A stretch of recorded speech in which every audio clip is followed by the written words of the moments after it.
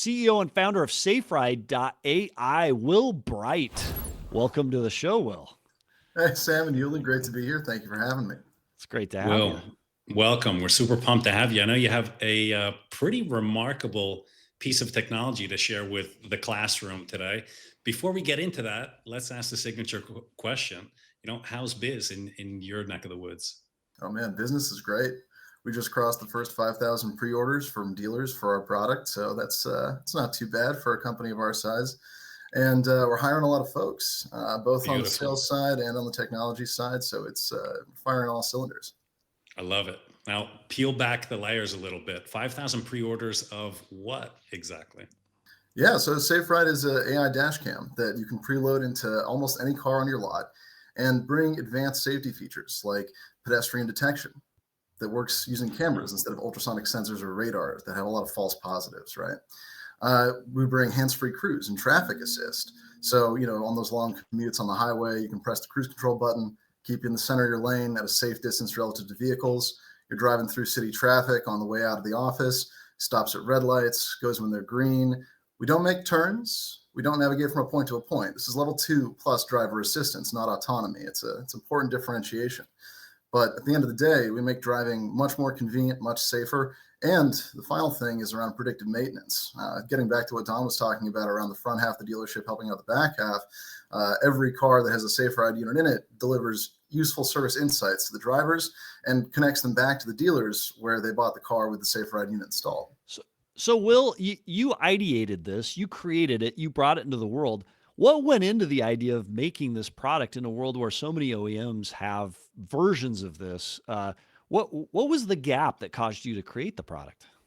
Yeah, I mean, the big gap has to do with the cost of this on new cars versus the number of cars that are already on the road that are transitioning through the dealer network every year Fair. and don't have Yeah. this technology, right? The Yes. key is that, with technology like this, you can eliminate 80 to 90% of collisions, and everyone deserves an extra set of eyes. Like everyone deserves to have a safer vehicle. It's just a shame that these technologies have only been available on the expensive higher end cars. Now anyone buying a $20,000, $30,000 used car can have access to this life-saving and convenience-enhancing technology. So it's probably the big thing. It takes about 25 years for the national fleet to cycle. So if I was waiting until this technology rolled its way out to every tier of car, my grandkids would still be dodging Nissan Sentras. I don't want to. Yeah. I don't want to live in that world. So Will, Yoga Cars asks online, 5,000 pre-orders. Is this from consumers or dealers that are pre-ordering? All from dealers. We sell exclusively through dealerships. We do not sell direct to consumer. Interesting. And where does it get added on? Is it at acquisition on the used car? Is it in the finance office? Is it in the service department? What does that look like? Yeah, so every dealer group, as you know, runs a little bit differently. So ultimately, it's an optimization that they get to decide. But we're finding the majority of our customers are focused on preloading at vehicle acquisition. One of the interesting things about SafeRide is that because we connect directly into the CAN bus system, as soon as it's connected to a vehicle, we can see all of the outstanding codes on the car. We can see all of the history of what's been happening on the CAN bus of that vehicle. If you have outstanding warranty claims that need to be dealt with on that vehicle. So there's kind of this first step of installing it right at acquisition where you can get those useful insights. And then once the customer comes onto the lot, they say, oh, I'm here for a 2022 Corolla. And, immediately you can say, well, we've got a SafeRide Corolla right here that drives itself to a degree and will stop you from hitting people and other cars. Does that sound like something you'd be interested in? So it tends to be, a good option. It makes for quite a good test drive. I would imagine insurance companies would be excited about this on older vehicles. Are there discounts on insurance, or do you have experience with, with the rising cost of insurance? Do you have any experience in that world? Oh yeah, insurance companies love this. I mean, it's safety enhancing technology that can now be put on every vehicle. And so to the degree that, some of the first advisors that I brought onto our company were CIOs of Aflac and Allstate. All of them are exceptionally excited about this. It also aids them in their, driver monitoring programs and enabling drivers to, with a single button press, enable that instead of going through, oh, send me your OBD dongle, do this whole thing. So drivers will get a discount on their insurance by virtue of having SafeRide installed on their vehicle. Now, I know you mentioned that this ideally would be installed at the point of acquisition, but do you see a future in where consumers are going to be coming in looking to get this installed on on their personal vehicles at the dealership?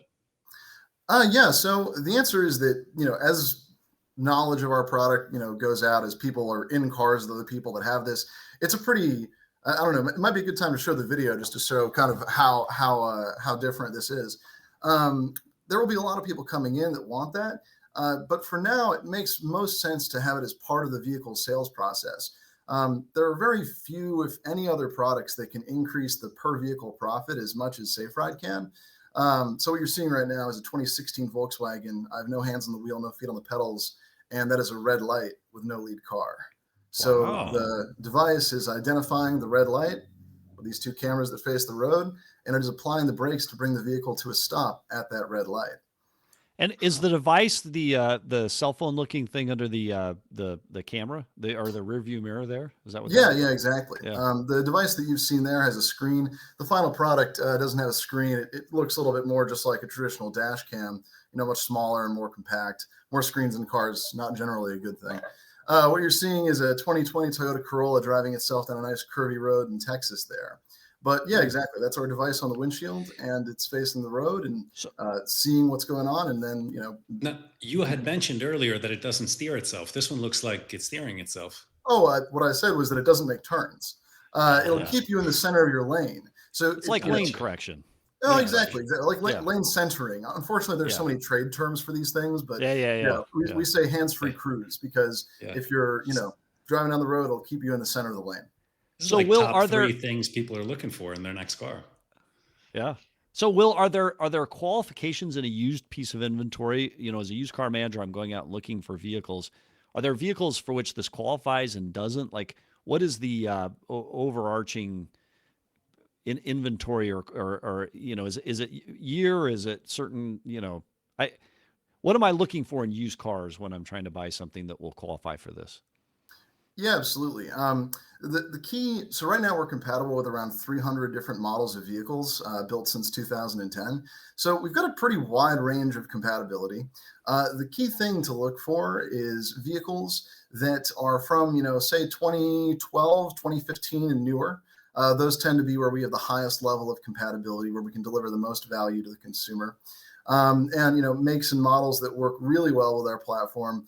We cover Toyota, we cover Honda, we cover Lexus, we cover Ford, we cover GM. So it's kind of a situation where whatever your set of brands are that you prefer to sell, we Yeah, can become a big part of your business. It's just that, if you're trying to sell like a 2008 Honda Civic, it's a little bit less of a thing. But yeah, granted, that's not so many yeah. of the cars. So a couple comments coming from online. Robert says, "What other benefits does this have for the dealership?" You mentioned something about other tools that it has. Yeah, absolutely. So mentioned previously the predictive maintenance, right? And the great thing about that is that, because we have access to the CAN bus system, we can see that the car's transmission is shifting, say 0.2 seconds out of time, right? And we can Yeah, say to the driver, hey, you need a transmission service. Otherwise, in a year, you're going to have to get that replaced. The service is a few $100s, replacement's a few Wow. $1,000s. And the driver knows for certain that, well, this is based on real insights and data from my vehicle. They don't have to trust anyone who's maybe, they have their own perceptions of what the incentives of a mechanic might be, right? And then from there, we provide them a very easy interface where they can use a phone agent to book a service appointment at the dealership where they purchase the product. So for Hmm. every car that you sell with Safe Ride in it, we're delivering those service insights to the drivers and making it very easy for them to come back and give business to your service department.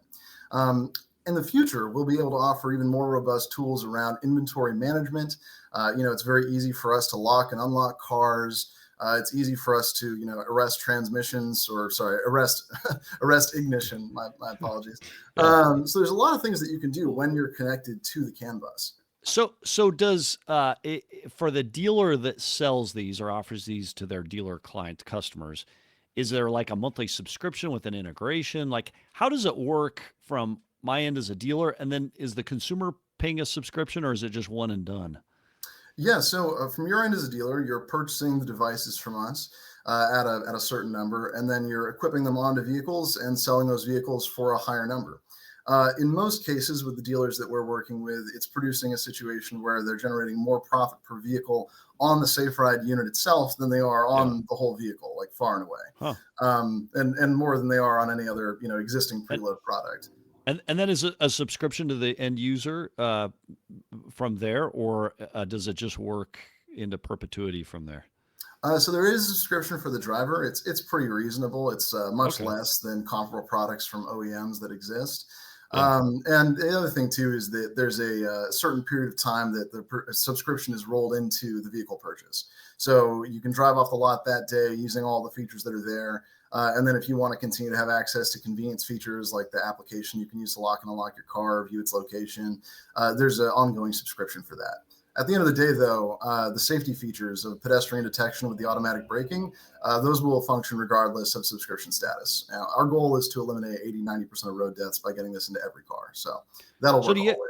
do you have integrations? You mentioned being able to push out service reminders and being aware of service maintenances that are coming up. Is there an integration with service schedulers so the customer can then quickly schedule based on that recommendation? How does that work, Will? Yeah, so the way that we tackle that today is leveraging phone agents to call the dealership on your behalf and book those service appointments.